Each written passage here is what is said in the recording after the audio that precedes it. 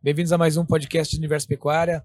Eu sou Gustavo Reisler, eu estou aqui hoje com o Vinícius Chagas e com o Rodrigo Pereira da Fonseca, que fazem parte do Banrisul. Antes de mais nada, sejam muito bem-vindos ao nosso podcast. Guris, antes de mais nada, eu peço que vocês se apresentem, tragam uma breve contextualização de o que cada um de vocês faz. O nosso foco aqui hoje é nós tratarmos linhas de crédito focadas na pecuária, né, dentro desse evento que tem esse mote, e também trazer muito desse papel do Banrisul nessa mudança, né, essa visão que está se dando à pecuária e ao pecuarista, né? Bom, eu sou o Rodrigo Fonseca, eu sou produtor rural também e pecuarista, principalmente há 20 anos. Estou no banco desde 2013 e desde 2015 já atuo na parte só específica do agronegócio. Bom, meu nome é Vinícius Chaves, eu não sou da região aqui da campanha, eu venho do litoral, né, sou de Mostardas, Tavares, e também atuo como gerente de agronegócios do Banrisul na região de Pelotas ali, né, que vai pegar a região de Camaquã, São Lourenço, vem até Canguçu, e também o outro lado da lagoa lá que pega Mostardas, Tavares, né. O foco lá, em geral, não é pecuária, né? Tem pecuária na região, mas lá é muito focado na cultura do arroz, soja também, e a pecuária entra como um complemento.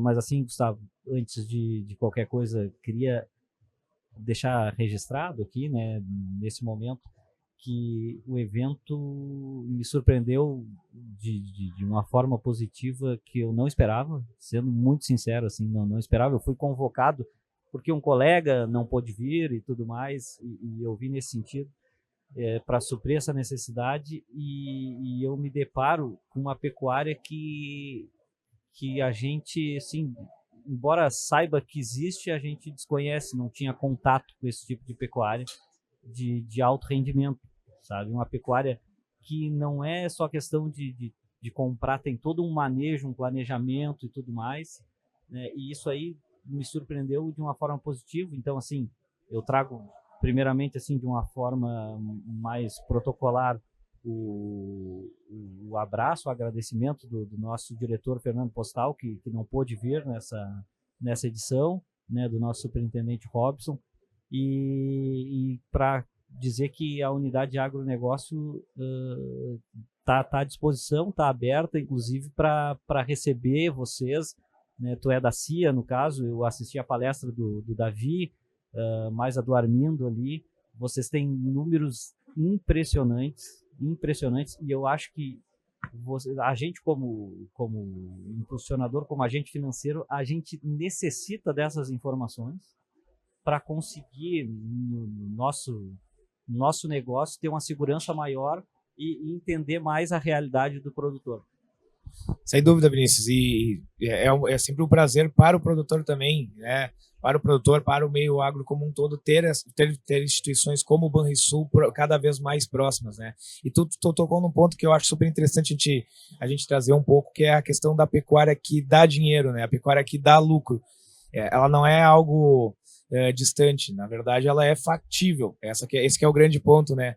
E a gente sempre comenta assim, a pecuária ela perdeu um pouco de espaço, né, dentro do que a gente tem como aptidão aqui de Rio Grande do Sul, né? E claro, naturalmente por questões variadas, né? Mas também a gente veio ver que a pecuária ela é uma grande solução não só para a capitalização do pecuarista, né, mas para até vamos colocar assim, uma recuperação do agro gaúcho como um todo, né? Nós viemos de anos de frustração, de forma geral, né, frustração de safras, né, falando assim, e a pecuária ela pode ser sim uma mola propulsora para essa recuperação.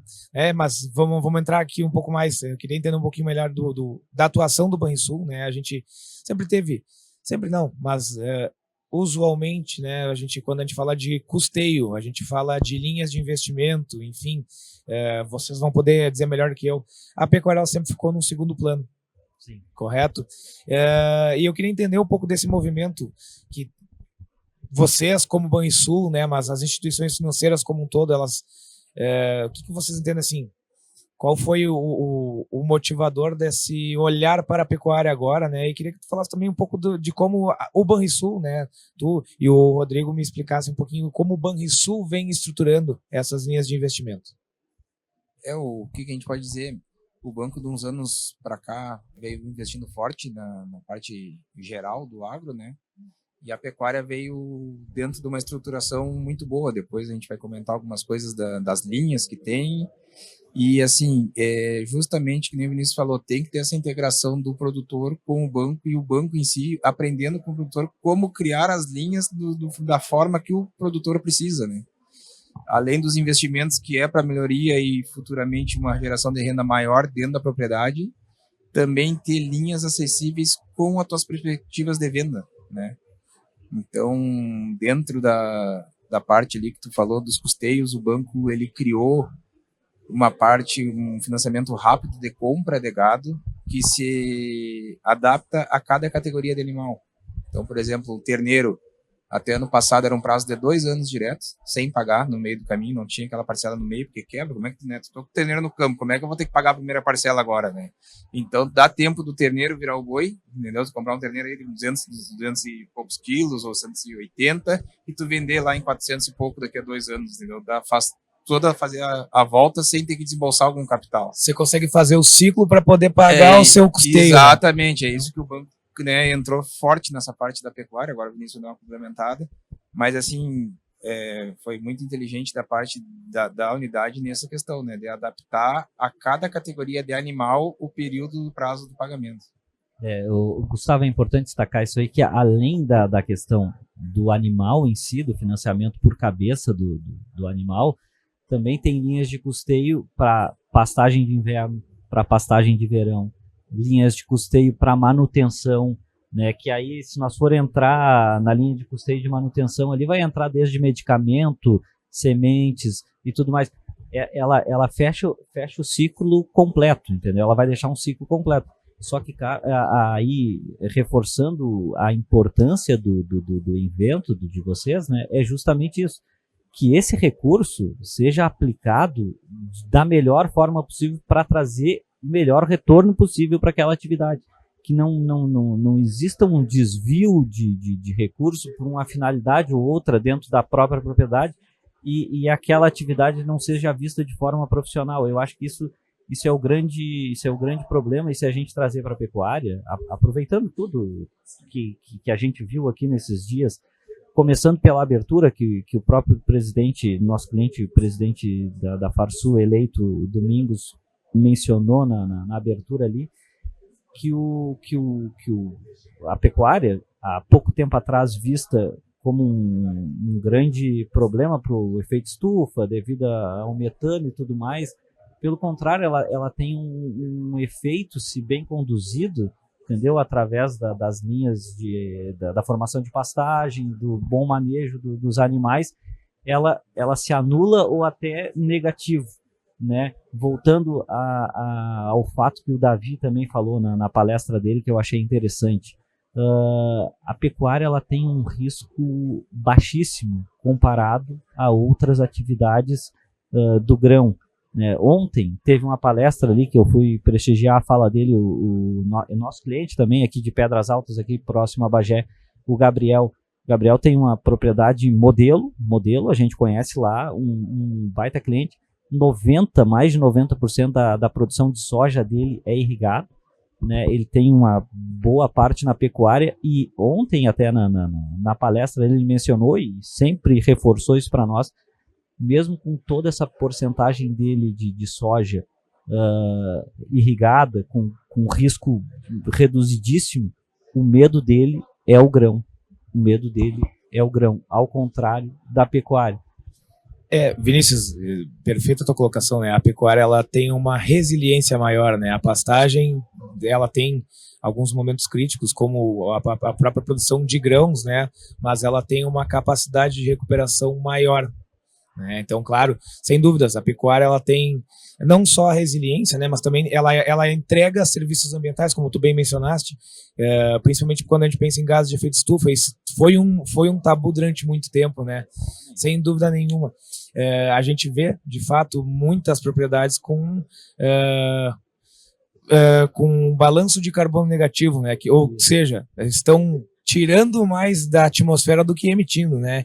E a emissão, ela é inerente à atividade, né? Emitir é inerente à atividade, mas as boas práticas te trazem esse efeito positivo, né? Quando a gente fala até de questões ambientais. E nesse sentido, como vocês têm enxergado, tá?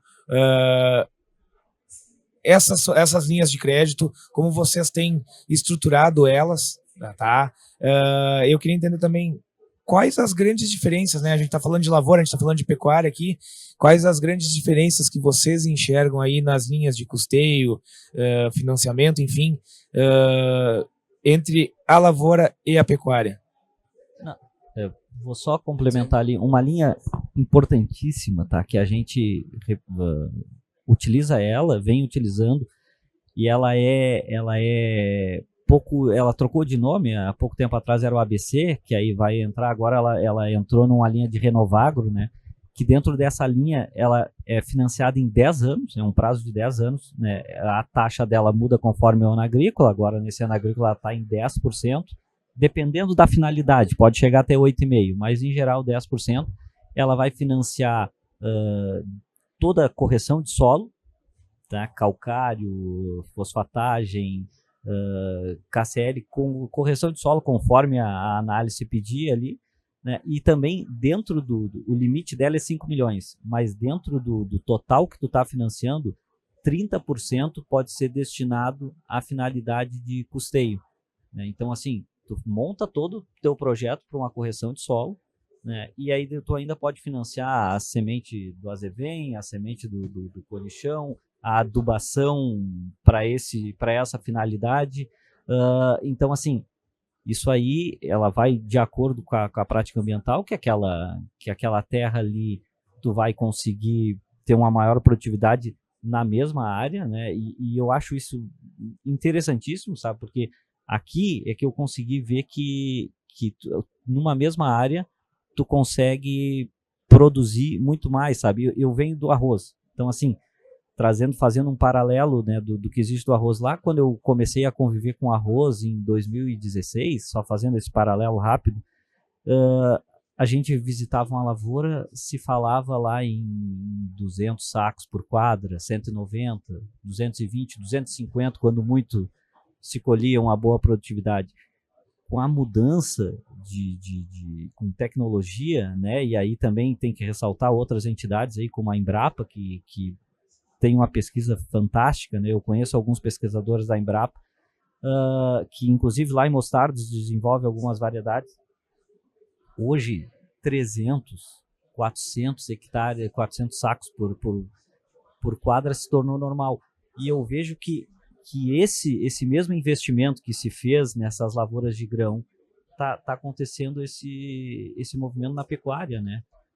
Se trazendo essa visão de investimento e retorno, né? Investimento e retorno, exatamente. E achei muito interessante até que tu e o Rodrigo comentaram que os custeios eles não são focados unicamente na aquisição de animais e até trazendo, né, tu falou do Renovagro, o antigo ABC, que preconiza essas práticas sustentáveis, né, a aplicação de práticas sustentáveis no campo, e a gente sabe que sem base, né, como tu já bem desenhou aqui, sem base, sem forragem, sem correção de solo, a gente acaba tendo uma produção prejudicada, né? E essa linha que o Vinícius falou do Renovagro, a gente tinha muito essa foco olhada para a agricultura, né? O pessoal pensava em calagem, correção de solo, adubação, e ninguém enxergou isso para a pecuária. E, na verdade, ela sempre existiu. Ela sempre teve o destino também para a pecuária.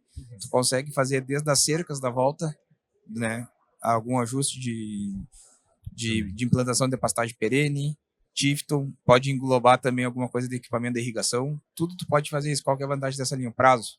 Taxa de juros mais barata do que as outras e o prazo mais longo. Além de estrutura fixa produtiva, né? Como banheiro para banho. Isso, tudo que envolva tronco, a cultura, vamos dizer assim. Tudo, né? Que envolva a questão de cerca, né? Que é uma coisa de longo prazo. Tu faz um alambrado na propriedade, aquilo ali vai ter uma longa duração, não é uma coisa Então entra essa parte de toda a estrutura produtiva da propriedade, além da parte da correção de solo.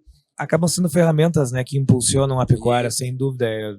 O Rodrigo falou, né, pecuarista conhece bem a realidade, a gente sabe que da infraestrutura até a base forrageira, nutrição balanceada, tudo isso vai garantir, né, maior produtividade, precocidade para animais, e vai garantir também, sem dúvidas, que o pecuarista também, ao final do ciclo, consiga cumprir a sua dívida com o banco, né? Então é um ecossistema muito bem estruturado.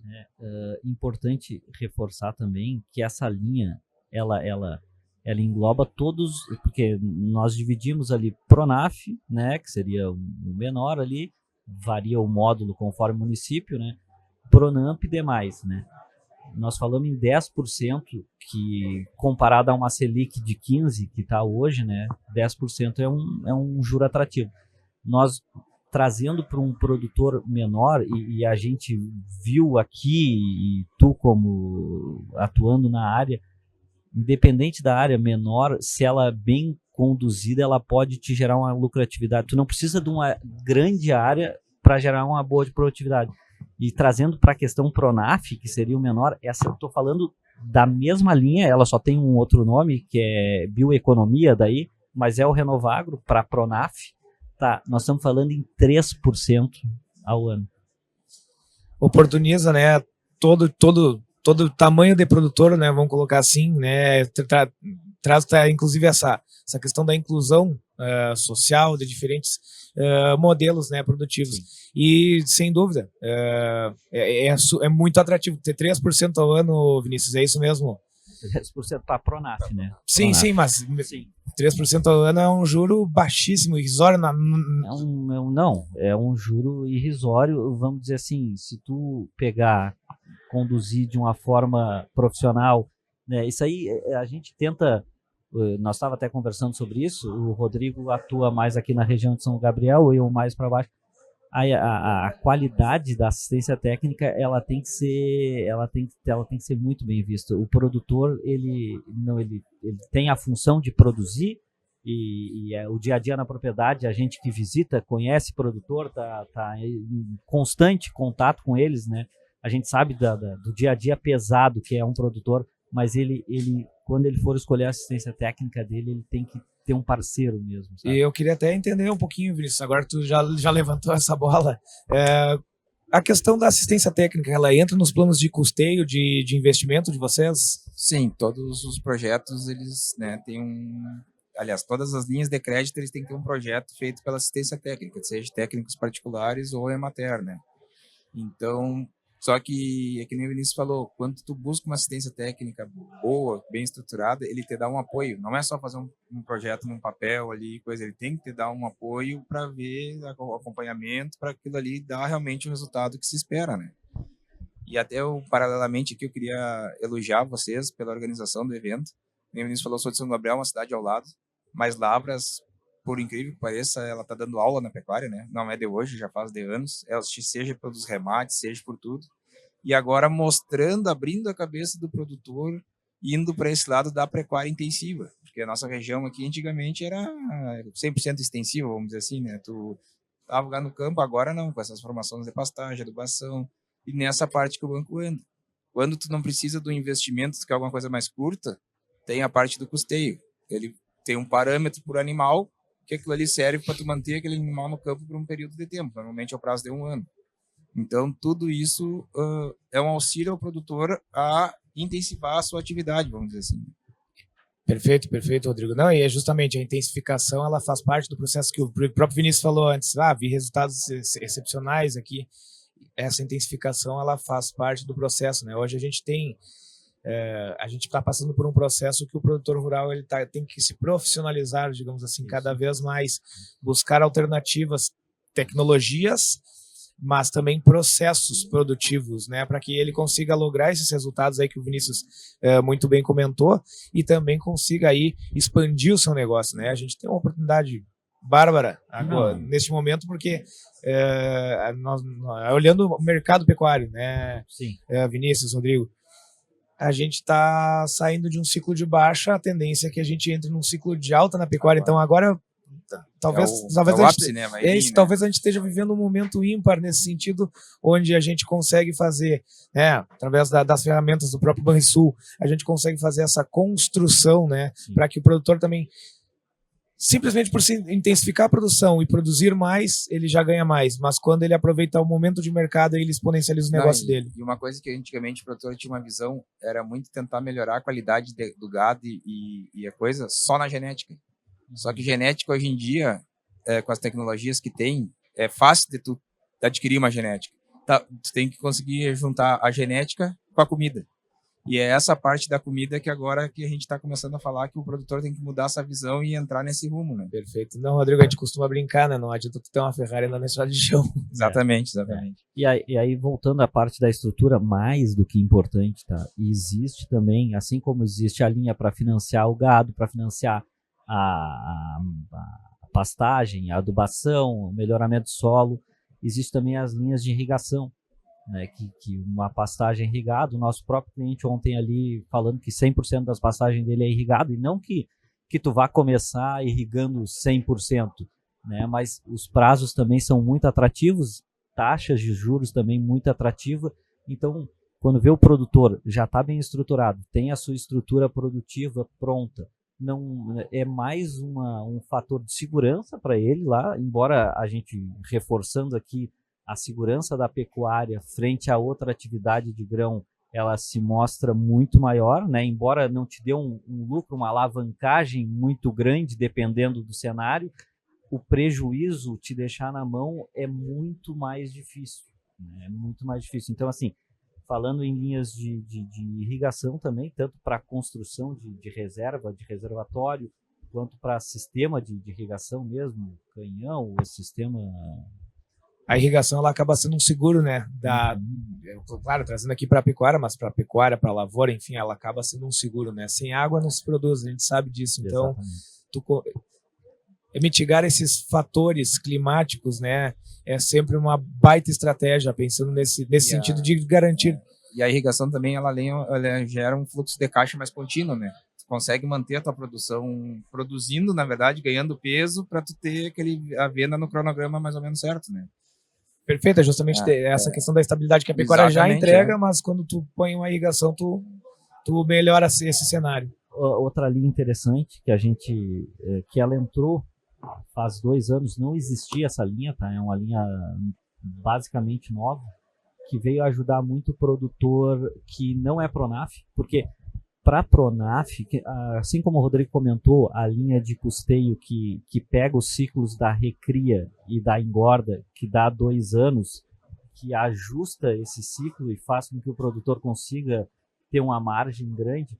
Outra grande dificuldade que a gente tinha era a questão da compra de matrizes, porque a compra de matrizes só existia no Pronaf, só para a Pronaf. Então, o produtor Pronamp, o médio produtor ali, ele não, ou o grande produtor que fosse, ele não tinha uma linha de longo prazo. Né? E aí surgiu a linha agroempresarial, que embora ela tenha esse nome de empresarial, ela não é voltada à empresa. É agroempresarial no sentido de pegar não só o pronafiano. Visão da fazenda como uma empresa. Isso, né? Exatamente. E aí ela financia matrizes, reprodutores ali também, né? Touros e vacas, num prazo de 4 anos. E taxa ela era 10, agora nesse ano ela subiu para 12,5. Ela foi para 12,5. Então, assim, é uma outra alternativa, porque tu paga anualmente ela, né? E são 4 anos para pagar. Então, é uma outra linha importante que não tinha, era uma demanda gigantesca, porque depois que o Pronamp parou de financiar matrizes, a única alternativa que a gente tinha de financiar o Pronamp era via custeio, que é um ciclo curto, né? E fica atento a essa linha. E ela financia outros demais itens, né? Falando em pecuária, financia isso, mas também financia máquinas, equipamentos, tudo que possa imaginar se financia nela. Mesmo assim, né, Vinícius, 12,5%, vamos lá, para um produtor que está com tudo bem ajustado, ela se paga tranquilamente. Né? Se paga e tu paga com a própria produção, né? Exatamente. Exatamente. Porque, Gustavo, falando assim no custo de oportunidade do dinheiro, né? Às vezes o produtor está bem capitalizado e ele tem condições de se autofinanciar, Só que dependendo da boa organização dele, vale a pena ele recorrer à instituição financeira como parceira, entendeu? Deixa o recurso próprio rendendo em outras coisas Exatamente. e pega um dinheiro com uma taxa muito atrativa. Porque se nós for falando em números reais hoje ali, né, que ontem teve o Copom, eu acho, saiu ontem a ata do Copom ali que manteve a taxa Selic em 15%. Nós estamos falando em 12,5%, nós estamos falando em 2 pontos percentuais, 2,5% abaixo da Selic.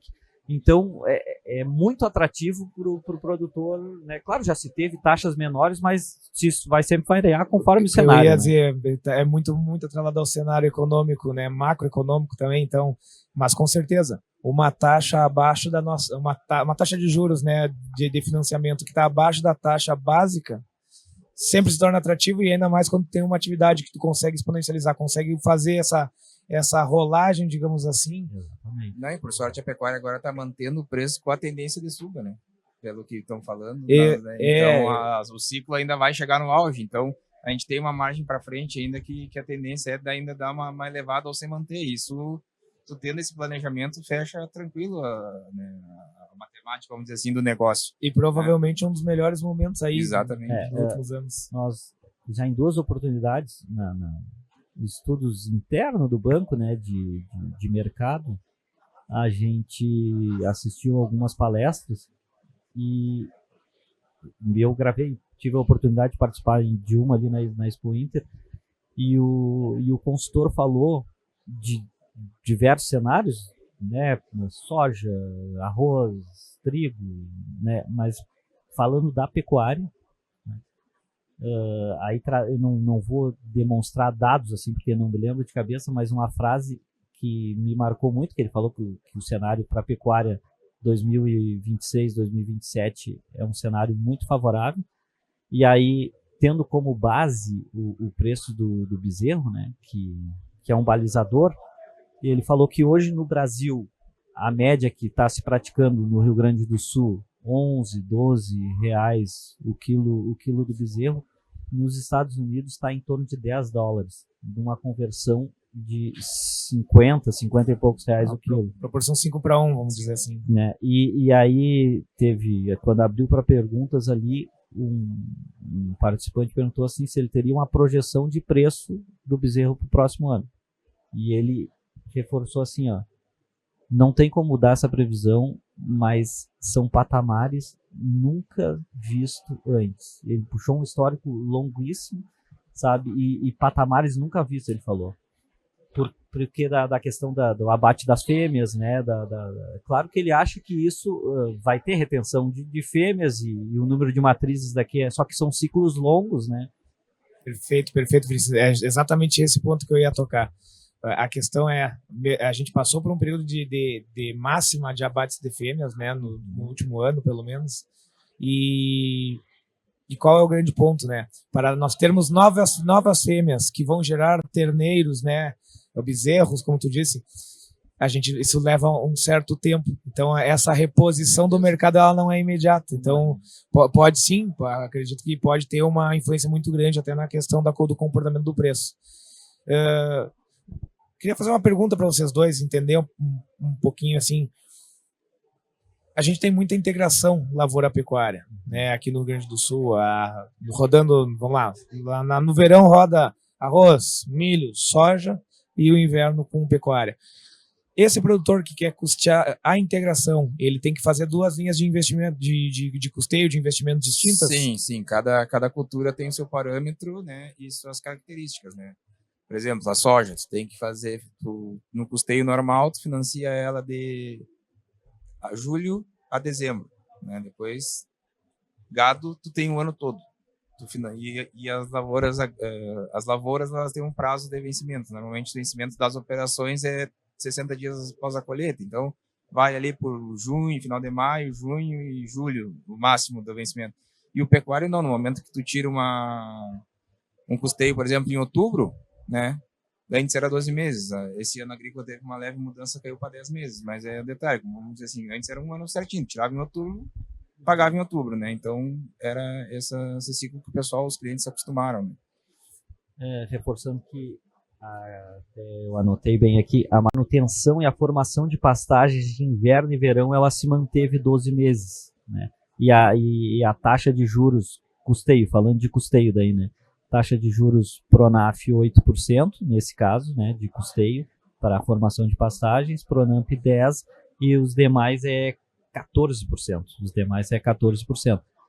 Se nós formos justamente voltar no assunto, sempre tu vai fazer uma formação de pastagem com tudo que tu precisa, né? Então a tendência, outra coisa que é importante ressaltar e como instituição financeira, como quem está do outro lado do balcão, vamos dizer assim, mas que ao mesmo tempo quer estar junto do produtor, quer que aquela atividade funcione. O Davi falou uma coisa interessantíssima, sabe, que tem que ser levado, tem que ser ressaltado para o produtor, que é o fato do Rio Grande do Sul, a gente não ter o problema das águas e da seca. A falta de comida sazonal. Isso.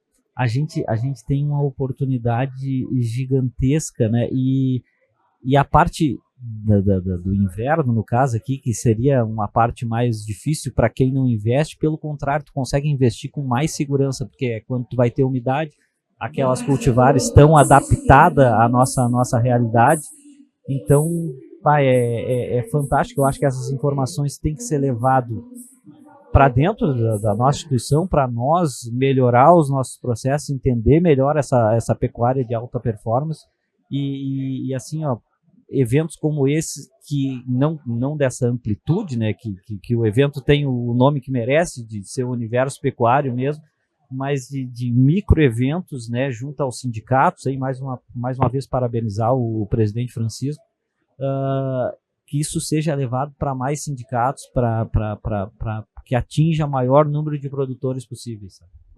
Sem dúvida, ter a disseminação, né, a difusão do conhecimento como uma ferramenta para essa mudança.